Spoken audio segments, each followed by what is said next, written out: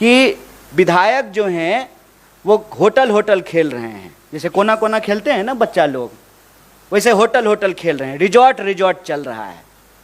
और आपने देखा कि बिहार में कोई रिजॉर्ट नहीं हुआ, बिल्कुल स्मूथ ट्रांजिशन। ये जो बीजेपी की लूट का पहाड़ है, उसके दोस्तों के छूट का जो कारोबार है, ये जो देख रहे हैं कि महंगाई की क्या हालत है।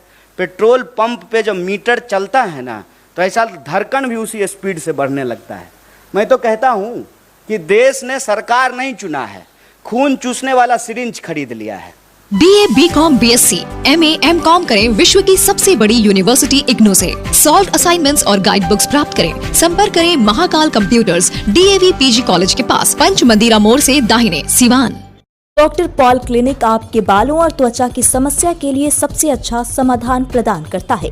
हेयर ट्रांसप्लांट, बालों का झड़ना और त्वचा की समस्याओं का बेहतर इलाज कराना चाहते हैं तो चले आइए डॉक्टर पॉल क्लिनिक। पता है फर्स्ट फ्लोर, फजल इमाम complex, near Patna central mall.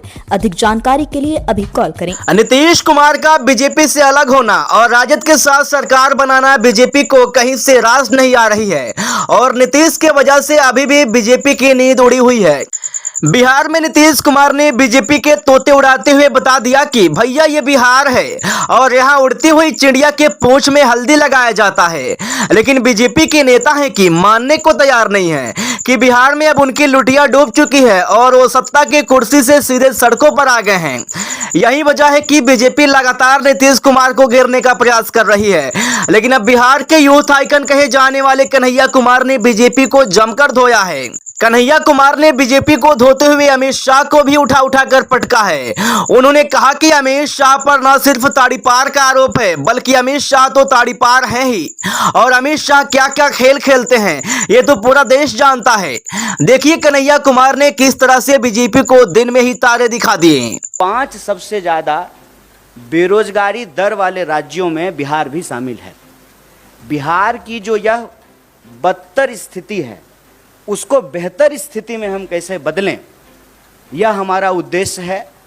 और इस उद्देश्य को लेकर के देश के भीतर कहीं भी कोई भी अगर एकता बनाने का प्रयास होता है तो कांग्रेस पार्टी, चाहे दलीय तौर पे उसको कोई नुकसान हो, उस नुकसान को बर्दाश्त करते हुए भी दल से ऊपर देश को रखते हुए उस सरकार को हम गठित करने में, उसको बनाने में और उसको बचाने में अपनी भूमिका निभा रहे हैं। लोग गुणागणित करते हैं, कितना मंत्री मिला, कितने एमएलए हैं, कौन जो है उप मुख्यमंत्री है। ये सारा गुणागणित तब होगा ना जब देश के भीतर सरकार गठन की प्रक्रिया पारदर्शी तरीके से चलती रहेगी। आप सब देख रहे हैं कि क्या हो रहा है कि विधायक जो हैं वो होटल खेल रहे हैं, जैसे कोना कोना खेलते हैं ना बच्चा लोग, वैसे होटल खेल रहे हैं, रिजॉर्ट चल रहा है। और आपने देखा कि बिहार में कोई रिजॉर्ट नहीं हुआ, बिल्कुल स्मूथ ट्रांजिशन हुआ है। और यही बिहार की खास बात है। और जैसा कि हमारे अध्यक्ष ने आपको याद दिलाया, सिर्फ इस दौर की बात नहीं है, आप किसी दौर की बात कर लीजिए।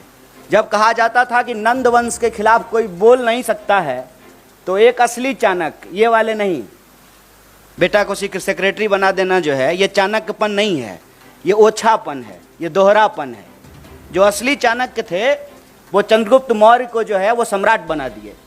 और हर दौर में आप देखते जाइए, अगर आप स्वतंत्रता आंदोलन की बात कर रहे हैं, हम लोग 75वीं वर्षगांठ मनाए हैं, तो 1857 की क्रांति में वीर कुंवर सिंह जैसे लोग बिहार में पैदा हुए कि अपना हाथ काट करके नदी में प्रवाहित कर दिए। आप 1942 के भारत छोड़ो आंदोलन को देखिएगा तो मैं जिस इलाके से आता हूं उसको बिहार का बारदोली कहा जाता है। आप उसके बाद देखेंगे तो एक इकलौता आदमी एक छेनी हथौड़ी लेकर के पहाड़ काट करके रास्ता बना दिया। तो ये जो बीजेपी की लूट का पहाड़ है, उसके दोस्तों के छूट का जो कारोबार है, ये जो बेकार की बात है, उससे एक रास्ता बनाने के लिए रोजगार की बात करना जरूरी है। रोजगार एक बहुत बड़ा सवाल है और आप जब बोलेंगे या सुनेंगे तो महंगाई और भाजपाई आपको सुनने में एक जैसा लगेगा। महंगाई, दंगाई, ये सब जो है भाजपाई शब्द से मिलते जुलते शब्द हैं। देश को अगर इस परिस्थिति से निकालना है तो हम लोगों को देश के मुद्दे पर बात करनी पड़ेगी, उस पर एक्ट करना पड़ेगा। और जब हम सरकार में आए हैं तो हमारी पहली प्राथमिकता ये सुनिश्चित करनी होगी कि देश के युवाओं को रोजगार मिले, महंगाई से त्रस्त जनता को हम लोग बचाएं, सरकारी संस्थानों की रक्षा करें, लोकतंत्र की प्रक्रिया जिंदा रहे कि कल को फिर से जो है कोई सच्चा चाय बेचने वाला का बच्चा जो है देश का प्रधानमंत्री बन सके। नेहरू जी हुए तभी मोदी जी हुए हैं, तो मोदी जी ऐसी परिस्थिति ना पैदा कर दें। वो कालिदास की कहानी आप लोग सुने होंगे कि जिस डाल पे बैठे हैं उसी डाल को काटने लगे हैं। तो यह जो अलोकतांत्रिक ढंग से लोकतांत्रिक सरकार के गठन का दावा किया जाता है, यह दावा किताबी है, यह दावा फर्जी है। असल में जनमत की चोरी होती है, उस जनमत को भी बचाना है और सिर्फ सरकार के गठन कर लेने से कुछ नहीं होगा। बतौर पार्टी, बतौर किसी भी गठबंधन का सदस्य हमारी ये जिम्मेवारी है कि जो घोषणाएं हमने चुनाव के दौरान की हैं उन घोषणाओं को हमको लागू करना पड़ेगा। ऐसा नहीं चलेगा कि दूसरे पे थू थू करेंगे, उससे जो है हम साफ हो जाएंगे। तो रोजगार हमारे लिए एक बहुत बड़ा सवाल है। जब यहाँ हमारे बिहार के प्रभारी और नेता आपको सरकार गठन की बधाई दे रहे हैं, देश में जो इसका एक पॉजिटिव संदेश है, इसमें कोई दो राय नहीं है। सेना का मनोबल यदि गिर जाए कि हम युद्ध जीत ही नहीं सकते हैं तो लड़ने से पहले ही हार जाएंगे। और आप सब ऐसा तो है नहीं कि सामने कुर्सी पे बैठे हुए हैं तो आप ज्ञानी नहीं हैं और हम थोड़ा ऊंचा कुर्सी लगा लिए हैं तो ज़्यादा ज्ञानी हैं, ऐसा तो बिल्कुल भी नहीं है। आप भी इसी समाज में रहते हैं। आप देख रहे हैं कि महंगाई की क्या हालत है। पेट्रोल पंप पे जब मीटर चलता है ना तो ऐसा धड़कन भी उसी स्पीड से बढ़ने लगता है।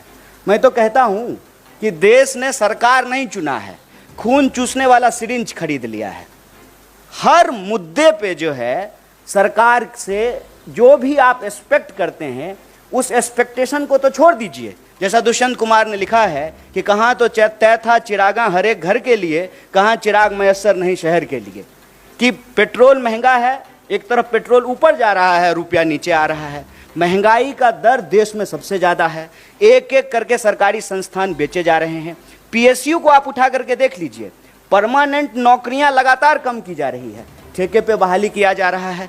कैसा परमानेंट जुगाड़ किया है सरकार ने साहब कि प्रधानमंत्री होते हैं 5 साल के लिए, संविधान में ऐसा लिखा हुआ है। लेकिन आप जो है सत्ता का अहंकार देखिए कि प्रधानमंत्री के जो नंबर 2 हैं वो कहते हैं कि हम जाने के लिए नहीं आए हैं, 50 साल यहीं रहेंगे। तो नियम ही बदल दीजिए कि अब प्रधानमंत्री का चुनाव 5 साल के लिए नहीं होगा, 50 साल के लिए होगा। जहां कॉन्ट्रैक्ट पे चीजें हैं कि आप 5 साल के लिए ही प्रधानमंत्री हो सकते हैं, वहां आप लाइफ टर्म रिचार्ज चाहते हैं, life term full time recharge. लेकिन जहां सरकारी नौकरी में परमानेंट की व्यवस्था थी उसको एक एक करके समाप्त किया जा रहा है। आप जो है अग्निपथ में देख लिए हैं कि क्या हुआ है।